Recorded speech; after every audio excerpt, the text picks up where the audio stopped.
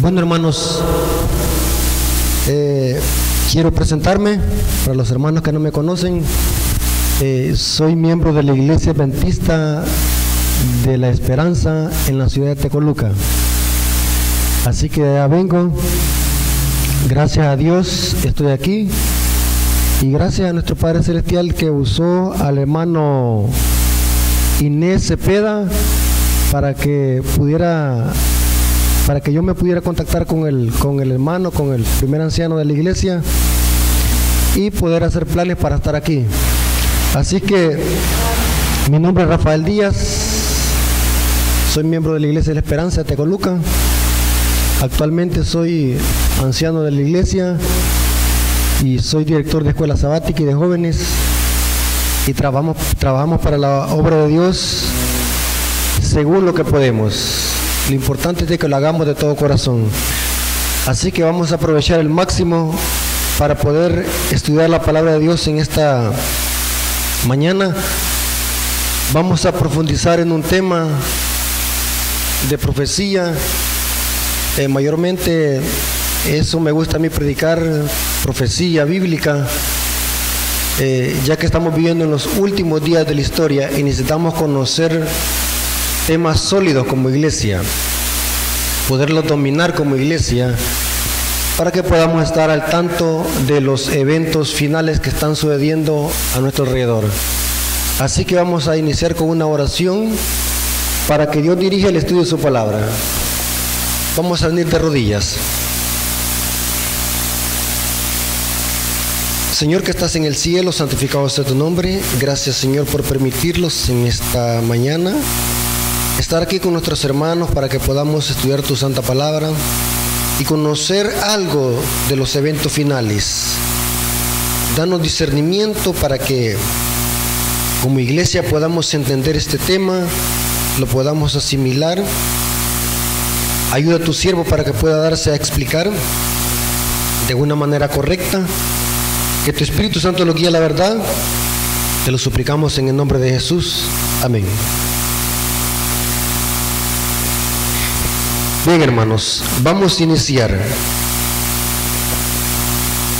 La lectura bíblica la encontramos en Apocalipsis 13:3.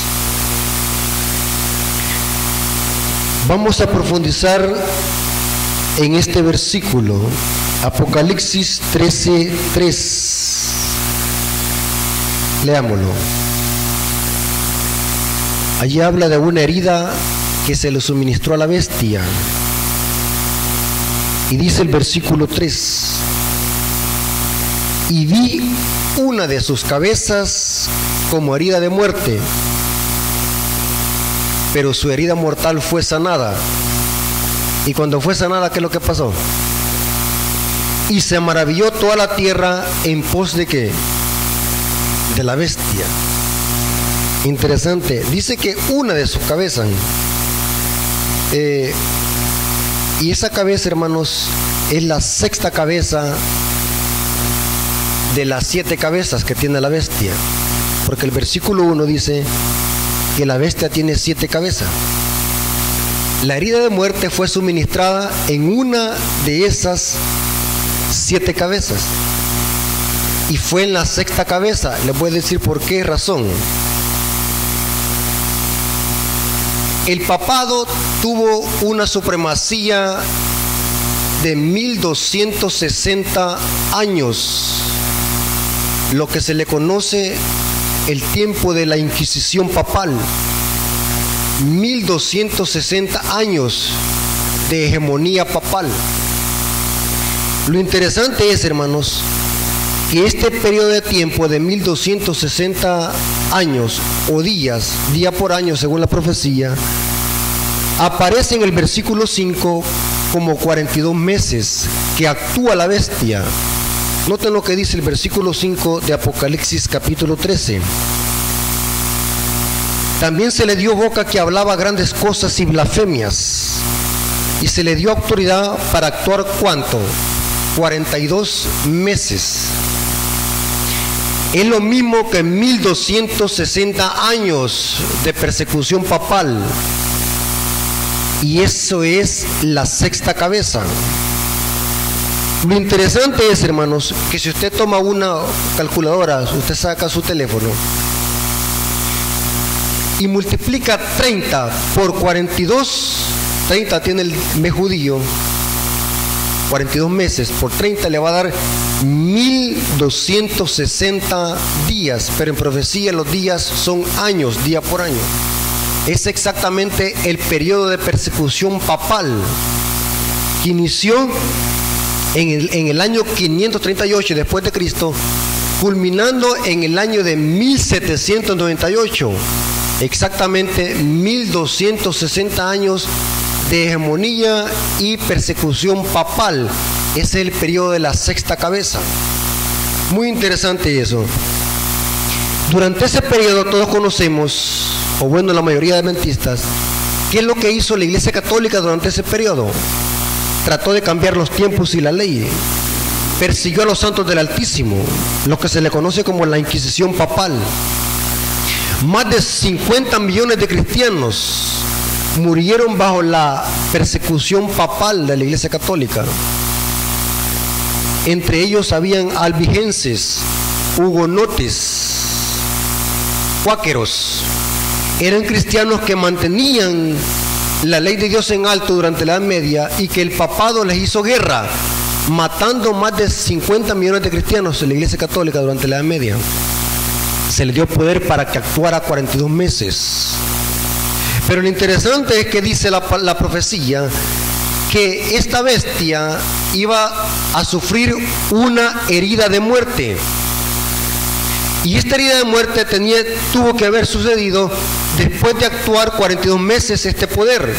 O sea, la herida de muerte no fue al inicio de los 42 meses, sino que fue al final, porque se le dio poder para actuar ¿cuánto? 42 meses. Y ese periodo es lo mismo que 1260 años en profecía. Interesante. ¿Qué representa o qué significa la herida de muerte? Porque necesitamos conocer en profecía qué representa eso. La herida de muerte, hermanos, representa en profecía el cautiverio del Papa Pío VI en manos de la Revolución Francesa en el año de 1798.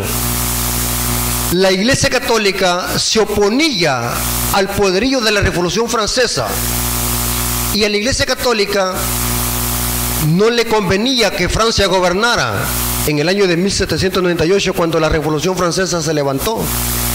Entonces la Revolución Francesa lo que hizo ¿qué? Es detener el poderío del papado en el año de 1798, llevando cautivo al Papa Pío VI que gobernaba en ese tiempo. Eso hizo que cesaran las persecuciones de la Iglesia Católica. Y saben, hermanos, que la Revolución Francesa, el poderío se extendió tanto que Apocalipsis 11 le llama como un terremoto, el gran poderío con el que se levantó la Revolución Francesa. Napoleón Bonaparte manda a su general Haller para que vaya a llevar cautivo al Papa Pío VI, cuando el Papa Pío VI en esa misma noche celebraba su 23º aniversario en la Basílica de San Pedro. La historia dice que el general Haller, comandado por el ejército francés, derribó con una hacha, con hachazos, la puerta de la Basílica de San Pedro, llevando cautivo al Papa Pío VI, muriendo después, 3 años después, en Francia. Y esa fue una herida de muerte que hizo que cesara las persecuciones de la Iglesia Católica. Interesante. Noten lo que dice el espíritu de profecía en el conflicto de los siglos, página 434. Noten, los 42 meses son lo mismo que un tiempo, 2 tiempos y mitad de un tiempo, 3 años y medio. Estamos hablando de un periodo profético. O 1200 días de Daniel 7. ¿Qué es esto? Noten lo que dice. El tiempo durante el cual el poder papal debía oprimir al pueblo de Dios. Este periodo, como fue indicado en los capítulos anteriores, empezó con la supremacía del papado en el año 538 después de Cristo y terminó en el año de 1798. Entonces, noten cómo dice, el Papa fue llevado prisionero por el ejército francés. El poder papal recibió un golpe mortal y quedó cumplida la profecía. Si alguno lleva a cautividad, va a cautiverio también. La profecía se cumplió cuando Francia llevó cautivo al Papa Pío VI, y eso hizo que cesaran las persecuciones medievales. Noten lo que dice el comentario bíblico adventista sobre esta frase, una herida de muerte, y quién se la suministró. Esta predicción se cumplió asombrosamente en el año de 1798, cuando el general Beltier entró en Roma a la cabeza del ejército francés y declaró que había terminado el poder político del Papa. Es claro que la Iglesia usaba el poder civil para matar a los herejes que se oponían al sistema papal durante la Edad Media. Interesante. Tomó prisionero al Papa, lo llevó a Francia, donde poco después murió. Y cita el comentario bíblico adventistas, Conflicto de los Siglos, página 492. Interesante, hermanos, que la profecía se cumplió al pie de la letra. Si alguno lleva cautividad, va a cautividad. Eso hacía la Iglesia Católica durante la Edad Media. Llevaba en cautiverio al pueblo de Dios que se oponía a sus dogmas y al clero romano. Interesante. Ahora, ¿con qué arma se le suministró la herida de muerte a la bestia? O a una de sus cabezas de la bestia. ¿Con qué arma? Hay un arma que se menciona aquí. La Biblia dice que, noten lo que dice, Apocalipsis 13:10, veamos con qué clase de arma se le dio esta herida, porque es una herida de muerte que se le dio. Y estamos tratando con símbolos. Noten lo que dice el versículo 10, si alguno lleva a cautividad, va a cautividad. Y si alguno mata a espada ha de ser muerto. Aquí está la paciencia de los santos. Pregunto, ¿con qué se le suministró la herida de muerte a la bestia? Con una espada. Eso lo repite el versículo 14, hablando de la imagen de la bestia. Noten cómo dice: y engaña a los moradores de la tierra con las señales que se le ha permitido hacer en presencia de la bestia, mandando a los moradores de la tierra a que hagan una imagen de la bestia que tiene la herida ¿de qué? De espada. ¿Con qué se le dio la herida en una de sus cabezas a la bestia? Con una espada. Interesante. ¿Qué representa en profecía la espada? Y quiero decirles algo muy importante, hermano. El libro de Apocalipsis tiene más de 1000 referencias a toda la Biblia. Elena de White dice que en el libro de Apocalipsis terminan y se encuentran todos los libros de la Biblia. Entonces, para desencriptar o ver el significado de esta simbología, tenemos que ir a otras partes de la Biblia que nos diga qué representa el símbolo. ¿Me estoy dando a explicar? Yo hice una pregunta: ¿qué representa la espada? Alguien dijo la palabra de Dios. Pero les voy a explicar algo muy importante. Los símbolos en profecía son líquidos. Puede significar diferentes cosas dependiendo del contexto. Es cierto que la palabra de Dios es la espada, dice Hebreos 4:12. ¿Es la espada de qué? De dos filos. Inclusive Apocalipsis 19 dice que del jinete que monta en el caballo blanco, que es Cristo, sale una espada aguda para herir a las naciones. Y es la palabra de Dios. Pero aquí el simbolismo representa otra cosa. La espada no solamente representa la palabra de Dios. ¿Saben qué representa la espada? Representa la autoridad que tiene el poder civil para gobernar. Esto lo dice el apóstol Pablo en Romanos capítulo 13, versículos 3 y 4. Noten cómo dice Pablo. ¿El poder civil tiene poder? Sí, pero un poder delegado, limitado. Hay un poder que tiene el poder civil. Noten lo que dice Pablo.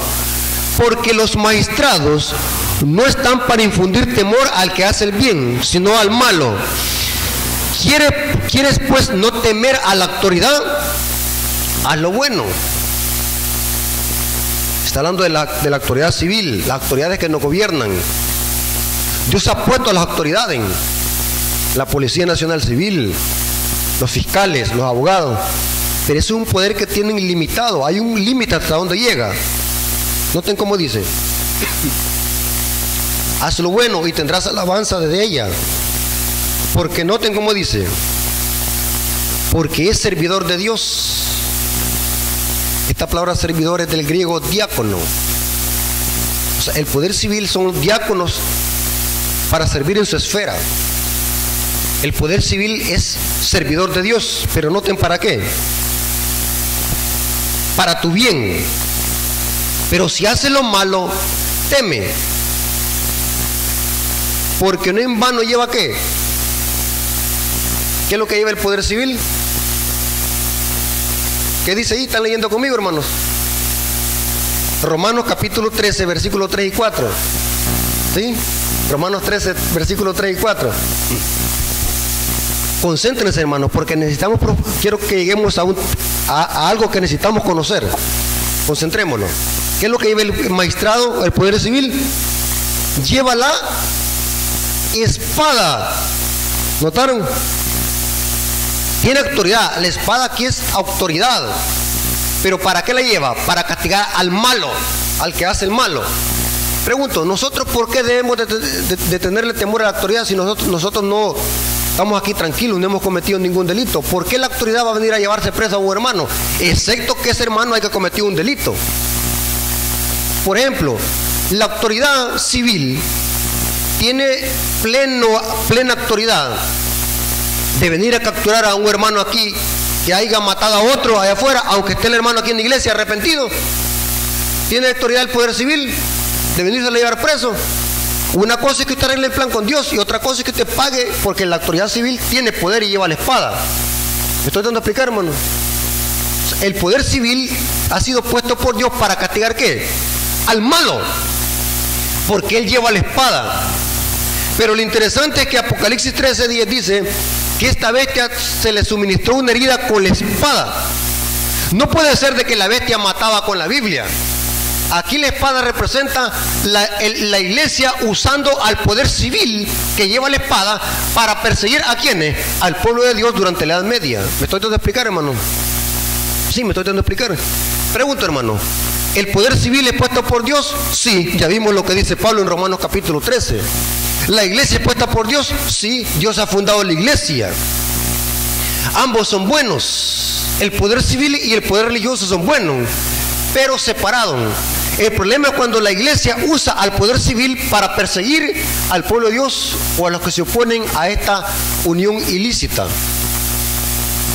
Jesús dijo cuando anduvo aquí en esta tierra: da al César lo que es del César. Pregunto, ¿qué es lo que le debemos a César? El impuesto. ¿Hay que pagar los impuestos como cristianos? ¿Debemos de pagar los impuestos nosotros? Inclusive el apóstol Pablo en Romanos 13 dice: no debas nada a nadie, sino que pagar los tributos. Pregunto, hermano, a César, ¿qué es lo que le debemos al poder civil? Le pagamos los impuestos y le debemos de obediencia al poder civil. ¿Sí? ¿Y qué es lo que le pagamos a Dios? ¿O qué es lo que le devolvemos a Dios? No le pagamos impuestos a Dios. ¿Qué es lo que devolvemos a Dios? Los diezmos y ofrendas. ¿Me estoy dando a explicar, hermano? Ambos poderes son buenos, pero separados. El problema es cuando la iglesia usa el poder civil para perseguir. Y saben algo, hermanos, eso hizo la iglesia primitiva para matar a Cristo y los apóstoles. La iglesia, los fariseos en los tiempos de Jesús, hicieron uso del poder civil de Roma para que Roma diera un decreto civil para matar a Cristo. Pregunto, ¿Dios había puesto a gobernar a Pilato en el gobierno de Roma, a César en el gobierno de Roma? Sí, Dios es el que quita reyes y pone reyes. El problema es cuando la iglesia busca el poder civil, ¿para qué? Para cumplir sus fines. Pregunto, hermanos, y yo quiero que quede bien claro esto. Cuando un hermano cae en pecado, ¿qué es lo que hace la iglesia? Lo captura y lo lleva a la policía para que le metan un balazo. ¿Qué es lo que hace la iglesia? La iglesia lo disciplina. ¿Sí? La iglesia lo disciplina. Esa es la clase de autoridad que tiene la iglesia. En cambio, la iglesia católica durante la Edad Media aquellos que no podían, que no querían aceptar sus dogmas por la fuerza, porque ese es así es el diablo, hermano. Cuando usted no quiere aceptar algo, se lo impone bajo pena de muerte. En cambio, hermanos, el Evangelio de Jesús no necesita fuerza para imponerse, convence y tiene poder en sí mismo. Mientras la Iglesia Católica durante la Edad Media forzaba a la gente bajo pena de muerte para que se retractaran de su fe. ¿Me estoy dando a explicar, hermano? El poder religioso es bueno, pero en su esfera. El poder civil es bueno en su esfera. El problema es cuando se unen y hacen una unión ilícita. Eso se desata en persecución. Y eso hizo la Iglesia Católica durante la Edad Media. Buscar ayuda del poder civil que llevaba la espada para perseguir a los herejes. O sea, la Iglesia Católica indirectamente mataba a los herejes. O sea, los sacerdotes solamente decían, vayan a matar a tantos albigenses que están allá en sus casas a medianoche. Inclusive, no sé si ustedes han leído alguna vez o han oído hablar alguna vez de la gran masacre de San Bartolomé. Más de 50.000 cristianos que murieron bajo el poder de la Revolución Francesa, pero dando la orden el papado. Tremendo, hermanos. 50.000 cristianos durante una sola noche mató la Iglesia Católica, pero dio la orden a la Revolución Francesa o al poder civil. Lo interesante, hermanos, que la profecía dice que este poder iba a ser herido también con una espada. ¿Saben qué representa eso? Esa espada que usaba el poder civil para matar a los herejes, esa misma espada se usó para matar ¿qué?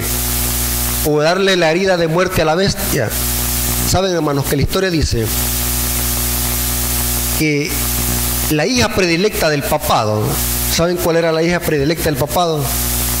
Era la revolución, Francia. El papado solamente decía durante la media a los ejércitos franceses, vayan a matar a cualquier cristiano, y iba a la Revolución Francesa. Se le conocía como la hija predilecta del papado, la Revolución Francesa, a Francia. Pero saben que la profecía dice, esta misma bestia, que en Apocalipsis 11 se le llama la bestia que sube el abismo, les hará guerra a los dos testigos. Esa misma bestia que llevaba la espada y que usaba el papado durante la media, esa misma bestia se le volcó al papado, y con esa espada que usaba la Iglesia Católica para matar a los herejes, con esa misma espada fue suministrada la herida de muerte, porque el texto dice, si alguno lleva cautividad, va a cautividad, y si alguno mata a espada ha de ser ¿qué? Muerto. Esa misma espada que usaba la Iglesia Católica durante la media, que es el poder civil, con esa misma espada se le dio ¿qué? La herida de muerte en el año de 1798. Francia, la hija predilecta del papado, ahora se le vuelca encima al papado, matando al Papa Pío VI en el año de 1798.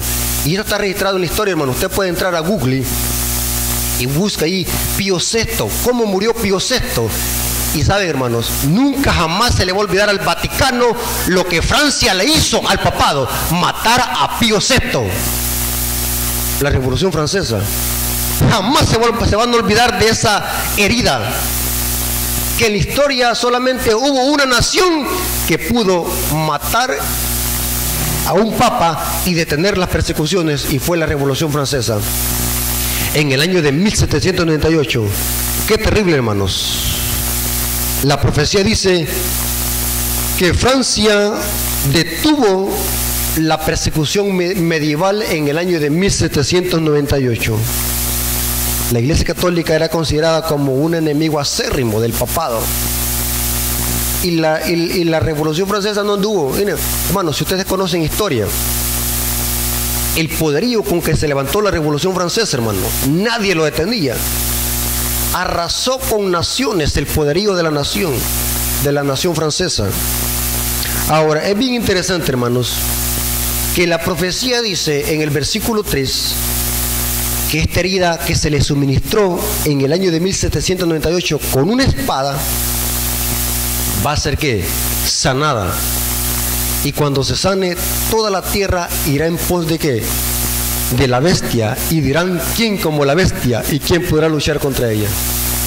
¿Qué representa que se le va a sanar la herida a la bestia? Ustedes saben, hermanos, que cuando uno se da una herida, la herida no se sana inmediatamente, sufre un proceso para que se le cicatrice y se sane por completo. Vamos a ver, hermanos, a la luz de la profecía, que estamos viviendo en el proceso de cicatrización de la herida de muerte y que está pronto por curársele por completo. Pero ¿qué significa que la herida de muerte será sanada de la bestia? ¿Saben qué significa, hermanos? Significa que la Iglesia Católica va a volver a recobrar el poder de persecución perdido en el año de 1798 y va a volver a perseguir a los herejes. Pero hoy ya no se van a llamar a valdenses ni albigenses, hoy se van a llamar adventistas del séptimo día, porque exaltan todos los mandamientos de Dios, especialmente el cuarto. La guerra va a ser contra el cuarto mandamiento. El sanamiento de la herida representa que el papado va a volver a perseguir nuevamente. Pero la pregunta es, ¿quién le va a ayudar al papado a que se sane por completo esa herida y vuelva a levantarse los juegos de la persecución? ¿Quién le va a ayudar al papado a que se sane la herida? Solo hay una nación que cumple con estas características. ¿Y saben quién es? Los Estados Unidos de Norteamérica. La segunda bestia de Apocalipsis 13:11, que está representado como una bestia con cuernos semejantes a los de un cordero, pero que habla como dragón. Los adventistas del séptimo día hemos creído que esta segunda bestia de Apocalipsis 13:11 representa la única nación que cumple con estas características, y son los Estados Unidos de Norteamérica. Interesante, hermano. ¿De qué manera los Estados Unidos va a ayudar al papado a recobrar el poderío perdido durante la Edad Media por la herida de muerte? ¿De qué manera? Sencillo, haciendo una imagen de la bestia. ¿Saben qué representa en profecía la imagen de la bestia? Representa la unión de iglesia y Estado. La iglesia va a volver otra vez a unirse con el Estado para perseguir a los herejes, pero hoy se van a llamar adventistas del séptimo día, al pueblo que el diablo le va a hacer la guerra porque guarda los mandamientos de Dios. Noten Apocalipsis 13, versículos 14 y 15, habla de una imagen de la bestia. O sea, lo que va a ayudar a que al papado le sane la herida por completo va a ser de que esta nación con cuernos de cordero haga una imagen de la bestia, y esa imagen de la bestia representa la unión de iglesia y Estado para volver a perseguir. Noten lo que dice estos versículos: y engaña a los moradores de la tierra con las señales que se le ha permitido hacer en presencia de la bestia, mandando. Noten que esto es un imperativo, no es que si querés, no hay opción, no hay alternativa, es un imperativo, mandando a los moradores de la tierra a que le hagan una imagen de la bestia que tiene la herida de espada y que vivió. La imagen de la bestia, hermanos, representa la unión de iglesia y Estado. La iglesia buscará nuevamente la ayuda del poder civil para cumplir sus propósitos. Eso es la imagen de la bestia. Esta simbología viene de Daniel capítulo 3. Un rey político, Nabucodonosor, dando un decreto religioso. Noten, Dios había puesto en Babilonia a Nabucodonosor a gobernar, pero en su esfera.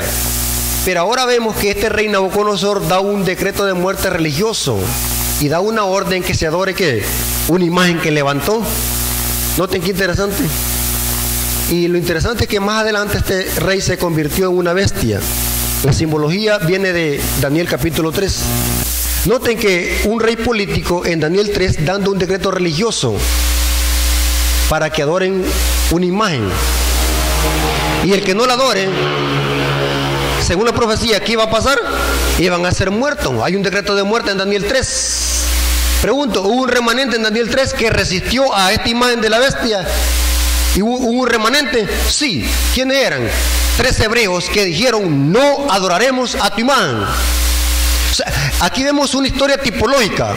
Al final de la historia vamos a ver cómo los poderes religiosos y políticos se van a unir en puntos comunes de doctrina, y aquellos que se opongan a este sistema van a ser perseguidos, porque siempre hay un remanente cuando hay esta unión de iglesia y Estado. Muy importante. Y dice el versículo: y se le permitió infundir aliento a la imagen de la bestia, para que la imagen de la hablase e hiciese matar. ¿Va a haber un decreto de muerte? Sí. Pero este decreto de muerte, ¿para quiénes van a ser? Para el remanente que va a resistir a esta imagen de la bestia y que al mismo tiempo va a denunciar estos sistemas. E hiciese matar a todo aquel que no la adorase. Noten cuándo se va a cumplir esto. Eventos de los últimos días, página 112, párrafo 2. La profecía del capítulo 13 de Apocalipsis declara que el poder representado por la bestia de cuerno semejante a los de un cordero haría, noten el imperativo, haría que la tierra y los que en ella habitan adorasen al papado, que está simbolizado en este capítulo por una bestia parecida a un leopardo. Esta profecía se cumplirá cuando los Estados Unidos hagan obligatorio, noten, ¿saben hermanos qué es la marca de la bestia? Y la imagen de la bestia, ¿por qué se va a formar? Para exaltar el domingo. Hagan obligatoria la observancia del domingo, que Roma declara ser signo característico de su supremacía. ¿Qué es la imagen de la bestia? La unión de iglesia y Estado para exaltar ¿qué? El domingo, para honrar ¿a quién? A Roma, que es el papado, la primera bestia de Apocalipsis 13. Interesante, hermano. Noten lo que dice esta poderosa cita. En la Review Herald, 26 de diciembre de 1899. Noten lo que dice la sierva del Señor. Lo que va a pasar cuando la iglesia se una con el Estado para exaltar leyes de hombre y dar decretos legislativos en contra de los mandamientos de Dios. Noten lo que dice esta cita. Se ensalzarán decretos humanos, leyes hechas por agentes satánicos, con el pretexto de hacer el bien y contener el mal, pero al mismo tiempo los santos mandamientos de Dios serán despreciados y hollados. Y todos los que demuestren su lealtad y obediencia a la ley de Dios deben estar preparados para ser arrestados, ser llevados ante concilios que no tienen como su norma la elevada santa ley de Dios. ¿Qué es lo que va a hacer el diablo a través de estos sistemas hasta el final de la historia? Exaltar leyes humanas por encima de la ley de Dios. ¿Y para qué? Para perseguir a un remanente que se va a oponer a estos decretos humanos y a estas leyes humanas. Note lo que dice esta otra cita de Elena de White, boletín de la Conferencia General del 13 de abril de 1891. Note cómo dice: la palabra de Dios declara explícitamente que la ley divina será menospreciada, hollada por el mundo, prevalecerá extraordinariamente la iniquidad. El llamado mundo protestante, hermanos, las hijas van a ayudar a la madre. Interesante, hermano. El protestantismo apóstata se va a tornar en ente perseguidor. Y saben, hay quienes dicen, ¿cómo cristianos se van a matar como cristianos? ¿Cómo cristianos van a perseguir a otros cristianos? Sí, hermano, solo veamos la historia.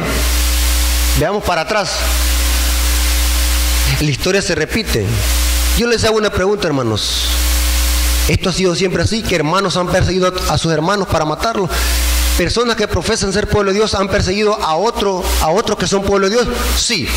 ¿Y qué diríamos, hermanos? ¿Quién vendió a José con los amalecitas? ¿Quiénes fueron? Sus hermanos. ¿Quién andaba persiguiendo a Jacob para matarlo?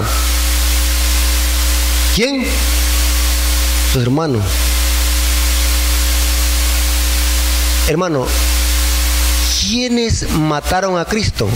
Los extranjeros, su propio pueblo. Y saben, hermanos, al final de la historia sucederá lo mismo.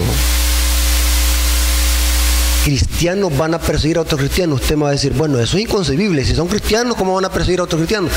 Pero vea la historia bíblica. ¿Quién mató a Abel? ¿Quién? Su hermano. ¿Quién quería matar a Isaac? Su propio hermano Ismael. Siempre ha sido así, hermano. ¿Quiénes persiguieron a los discípulos? fue el profeso pueblo de Dios que tenía la ley. La historia se repetirá. La persecución nuevamente va a venir de una unión de iglesia y Estado. Las hijas van a actuar en concierto con la madre para dar decretos legislativos que exaltan a Roma y atacan los santos mandamientos de Dios. Aunque usted no lo crea, hermanos, pero esto se va a cumplir. Hay una historia tipológica que encontramos en la Biblia, hermanos. Yo me lleno de impacto cuando leo la historia y les voy a explicar algo interesante.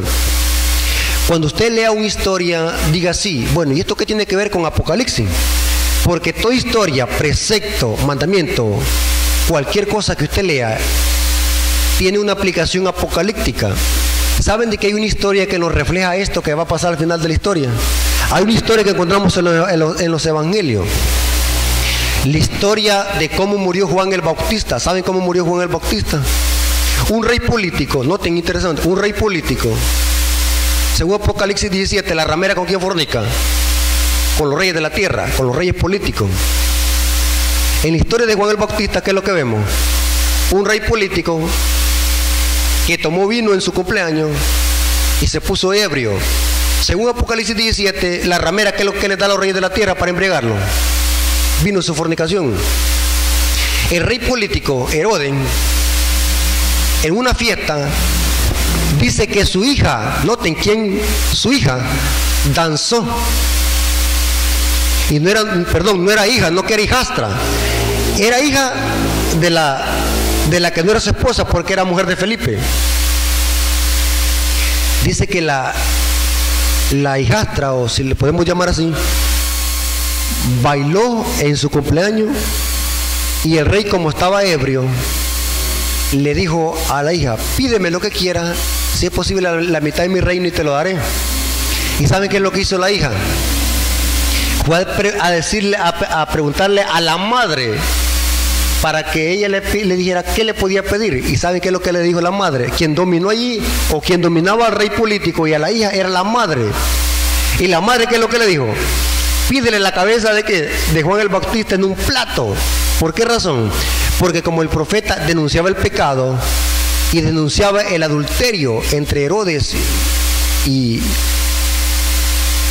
esta mujer, porque era la mujer de Felipe, no le convenía que el profeta estuviera vivo.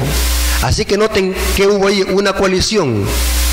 La hija le dice a la madre para que la madre le diga a la hija lo que le diga al rey, y vemos una coalición para matar al profeta. Al final de la historia esto va a suceder lo mismo. La madre le va a decir a las hijas, para que las hijas, que representa al protestantismo apóstata de los Estados Unidos, presionen al gobierno, al Senado, para que dé decretos legislativos en contra de un remanente, que Elena de White le llama un mardoqueo a la puerta. Inclusive, hermanos, la historia de Esther también refleja lo que va a pasar al final de la historia. Amán quería adoración, igual como la bestia que busca adoración, pero un remanente que no adoraba a Amán, sí, Mardoqueo. ¿Y qué es lo que dijo Amán? Esto no me conviene, desaparezcamos a los judíos, y especialmente a Mardoqueo. Interesante. O sea, toda la historia que encontramos en la Biblia, cualquier cosa ustedes digan, ¿y esto qué tiene que ver con Apocalipsis? Porque ahí está todo, toda la aplicación apocalíptica ahí va a dar, todo. Hermanos, ¿saben, hermanos, que estamos viviendo en el periodo de cicatrización de la herida? Ya falta poco para que se le cicatrice la herida al papado. Estamos viendo en el proceso. Les voy a dar algunos ejemplos, algunos destellos de cómo el papado ya está pronto por sanársele la herida. Noten. Ecumenismo religioso, como iglesias protestantes se están uniendo cada día más con la iglesia católica en puntos comunes de doctrina. Ecumenismo.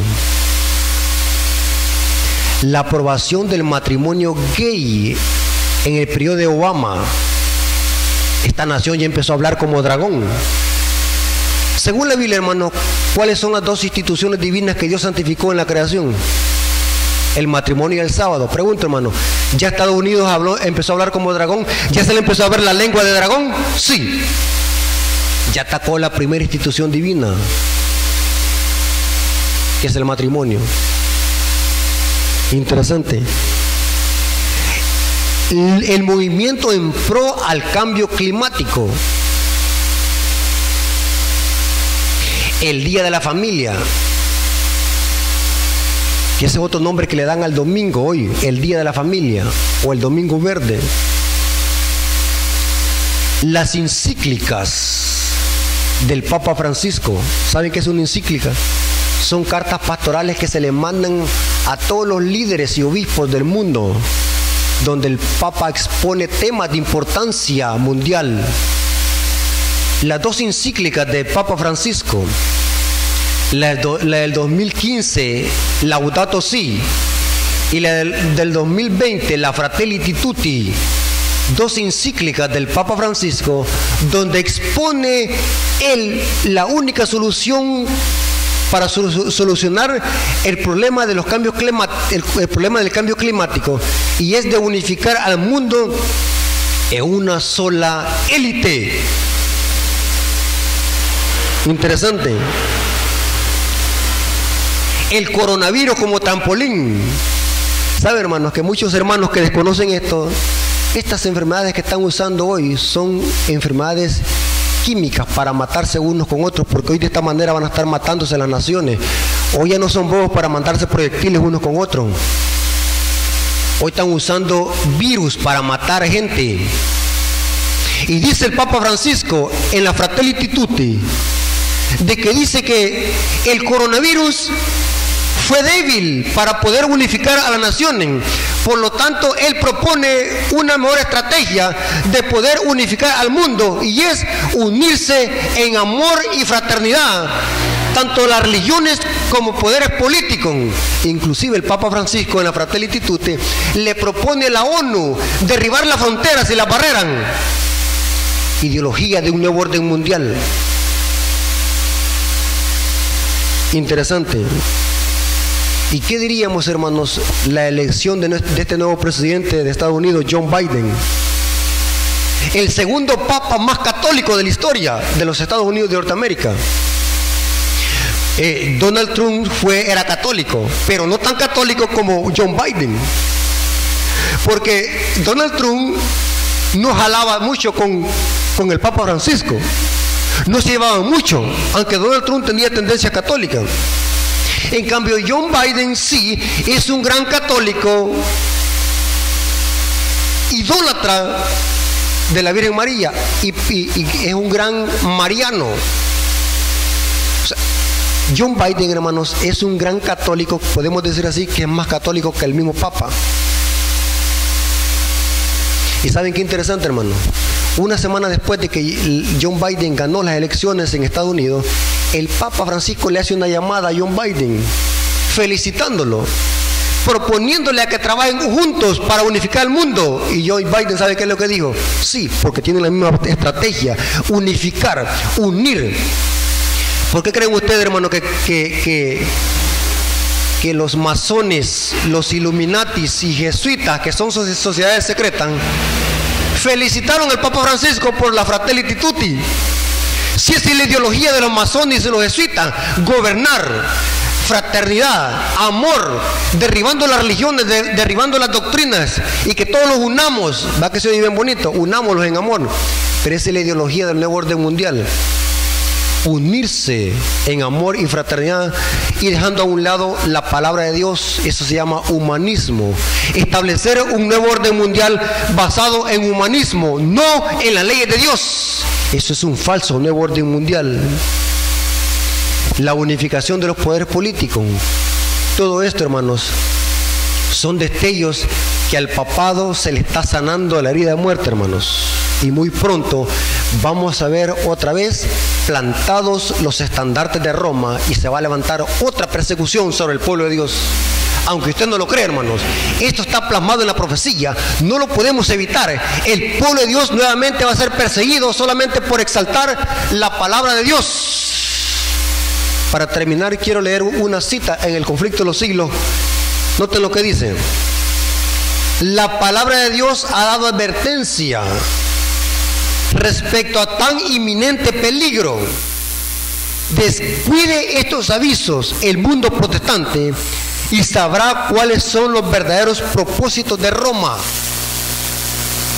Noten qué interesante, hermano. Roma se está preparando para dar su último golpe. Y sigue diciendo, pero ya será tarde para salir de la trampa. Roma, noten cómo dice, Roma está aumentando sigilosamente su poder. Esta palabra sigilosa es a ocultas, bajo de agua. Sus doctrinas están ejerciendo su influencia en las cámaras legislativas, en las iglesias y en los corazones de los hombres. Ya está levantando sus soberbios e imponentes edificios. ¿Han visto ustedes esas catedrales? Las grandes catedrales. Los que han tenido oportunidad de entrar a una catedral, hay grandes sótanos debajo. ¿Saben para qué son esos sótanos? Ahí es donde van a matar al pueblo de Dios ahí y lo van a torturar.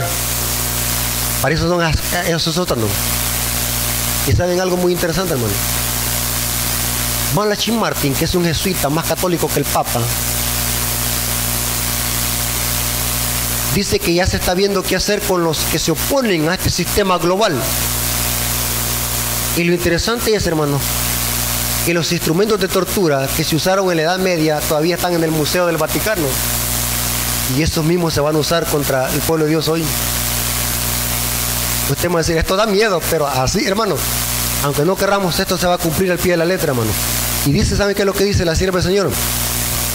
Que muchos que no van a soportar este periodo de angustia van a ser llamados a dormir antes de este periodo. Inclusive van a ser también llamados bebés, niños, para que se mueran. Porque Dios sabe lo mejor. Muchos niños no van a soportar. Imagínense lo que viene, todo lo que viene y lo que se avecina, hermano. Todo esto que está pasando en el mundo, a eso apunta. A que se desate una persecución sobre el pueblo de Dios. Y mire cómo dice, ya se están levantando sus soberbios e imponentes edificios, en cuyos secretos recintos se reanudarán sus antiguas persecuciones. Está acumulando ocultamente sus fuerzas y sin despertar sospechas, para alcanzar sus propios fines y para dar el golpe a su debido tiempo. Todo lo que Roma desea es asegurarse alguna ventaja, y esta ya se le ha concedida. Pronto veremos, noten, hermanos, palabras proféticas que se van a cumplir. Pronto veremos y palparemos los propósitos del romanismo. Cualquiera que crea u obedezca la palabra de Dios incurrirá al oprobio y la persecución. Hermanos, yo he visto cómo los protestantes se burlan de los adventistas cuando hablan de una ley dominical, pero van a venir a despertar cuando ya sea demasiado tarde. Si Satanás, hermanos, atacó el matrimonio, solamente le falta atacar ¿qué? La otra institución, que es el Santo Día de Dios, exaltando el día domingo para honrar a Roma. ¿Y ustedes creen, hermano, que estas leyes y decretos van a ser para los testigos de Jehová, para los mormones o para los pentecostales? Al papado no les interesa a ellos. Inclusive, hermanos, ¿sabía usted, hermanos, de todas las iglesias protestantes que existen en el mundo, la única iglesia que predica esta clase de temas y ataca al papado son los adventistas del séptimo día?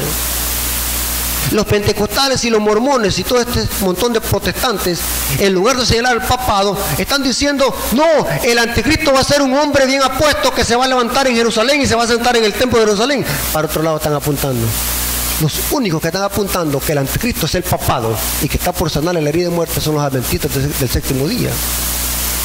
Entonces el papado sabe perfectamente bien de que el Mardoqueo, que es el pueblo remanente, que es la iglesia adventista, que si lo opone para que establezca un nuevo orden mundial, somos los adventistas, porque estamos denunciando este sistema. Los adventistas del séptimo día son los únicos que denunciamos este sistema. ¿Por qué creen, hermanos, que en la iglesia adventista, y hoy me voy a meter con la iglesia, por qué será que en la iglesia adventista esta clase de temas están dormidos? No se predican en los púlpitos esta clase de temas. Mientras la bestia anda fuera del zoológico, los adventistas estamos durmiendo, predicando temas que se pueden oír en cualquier púlpito protestante y quizás me oren.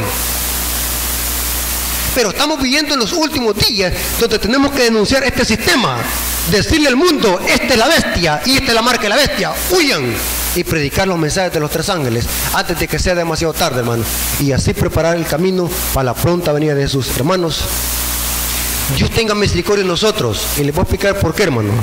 Si nosotros estamos con Jesús, agarrados de la mano de Jesús, hermano, no importa lo que venga, no importa si los quitan el trabajo, no importa si los amenazan de muerte, no importa si los dicen que los van a quemar la casa, no importa si los dicen que los van a congelar las cuentas de los bancos, no importa, porque si usted está con Jesús, no importa lo que el diablo quiera hacerle a través de estos sistemas, porque la Biblia dice que los que están con Jesús serán llamados fieles y vencedores. El diablo, hermano, puede quitarnos la vida, pero nunca la vida eterna, hermanos. Hermanos, Dios tenga misericordia de nosotros y que nos ayude a cada uno de nosotros para que podamos resistir todo esto que viene y está muy pronto por suceder. Dios les bendiga.